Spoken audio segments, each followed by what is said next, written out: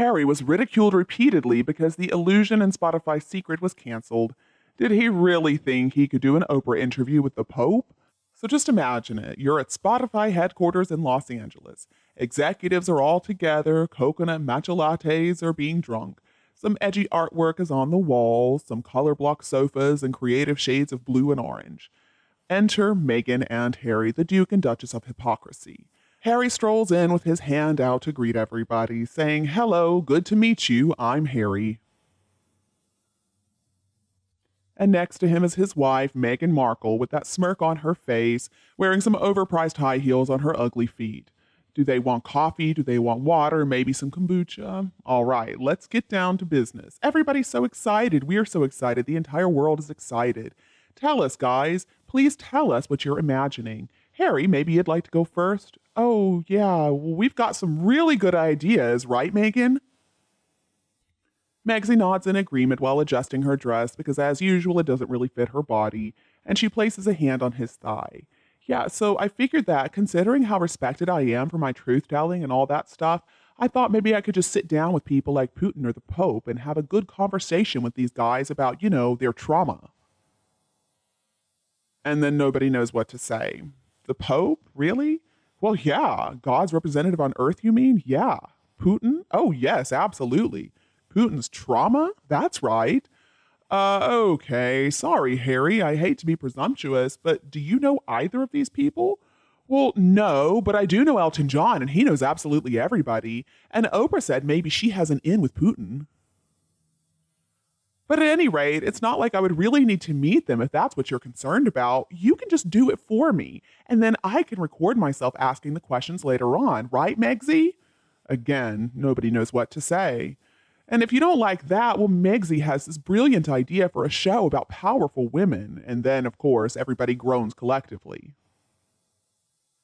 Now, if Harry were not so obnoxious, it would almost be kind of cute. I mean, you can't really criticize somebody for being ambitious.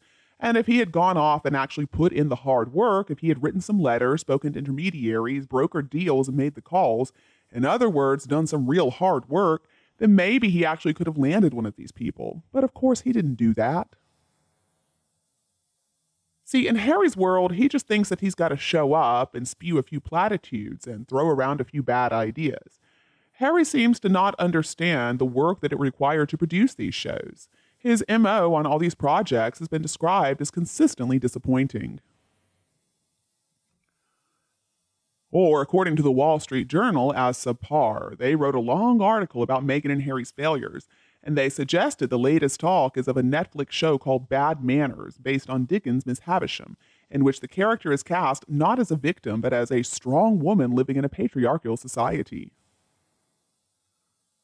Well, okay, I guess we can't really blame Harry. After all, he was raised as a royal, somebody for whom existing is a career. So Harry's used to ordering people around and having the little people take care of all the details.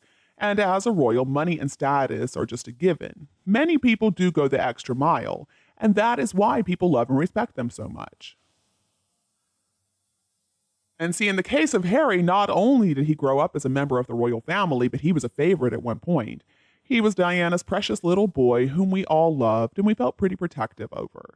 But the problem is Harry is not a royal any longer. By giving up his royal status and also attacking the very institution of the monarchy and pursuing this independent existence, he's also renounced the privileges that go along with being a royal.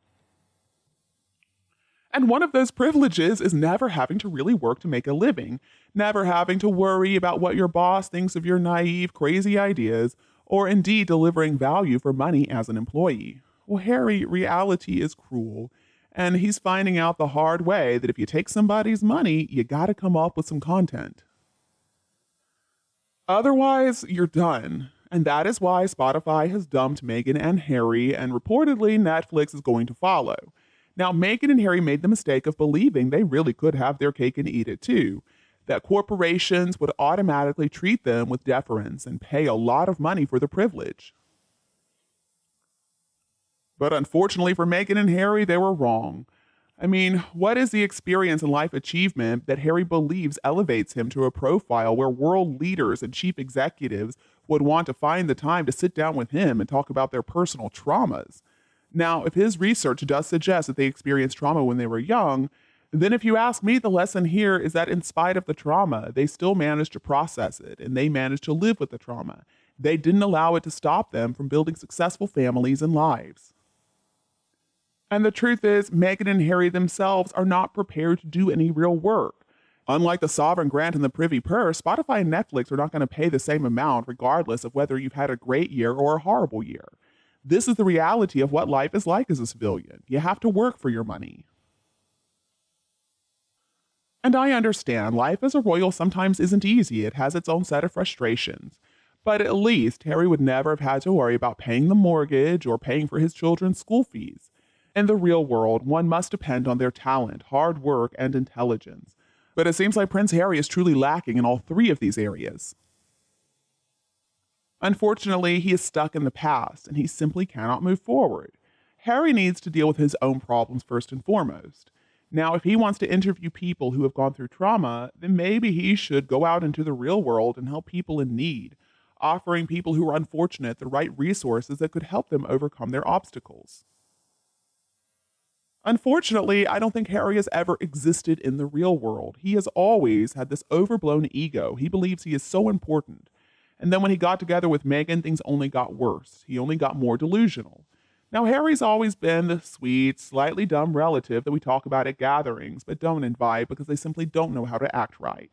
So he wanted to continue to throw himself a pity party and then claim that basically everyone is a victim. He's just so incredibly out of touch and clueless. Harry has been protected and coddled and supported his whole life. Nobody ever told him no. And nobody has ever really been honest with him about his immature, nonsensical behavior. But now he's trying to insist that he suffered more than all of them? No. Has he really learned absolutely nothing? I mean, does he really still believe that he's the only person out there to have ever lost a parent, to have ever experienced real trauma as a child? There's a big difference between processing trauma and wallowing in it, and it looks to me like Harry is pretty obsessed with the latter. He cannot claim that he's dealing with trauma and moving on when he won't stop talking about it. Meghan also has not helped Harry. I mean, she decided to dump the father who raised her. She didn't discourage Harry from writing that horrible, whiny memoir because I guess the money was a lot more important than anything else. And Meghan seems to believe that because she's not an actress anymore and because she's married to a prince, somehow it makes everybody care about her opinion. In spite of the fact that there are thousands of people all around the world who have a lot of experience in education in areas like climate change and women's studies and racism and history. I mean, Meghan's high opinion of herself is really annoying because it's not supported with any substance. Unfortunately, it's a lot like Harry. Harry truly has an overinflated sense of his personal abilities and skills. His lot in life is a prince, and in his 38 years on Earth, he has never shown any real talent or leaning towards anything outside of this. I mean, even as a prince, he always needed to be propped up by the PR machine of his family. Do you agree with the views in my video? If yes, don't be afraid to like and share it with anyone else who needs it. If not, let us know the reason, and we can also discuss Harry and his delusional ideas. And don't be afraid to click the subscribe button to get more updates in the future. Thank you so much for tuning in, have a lovely weekend, and we'll be back to see you all tomorrow.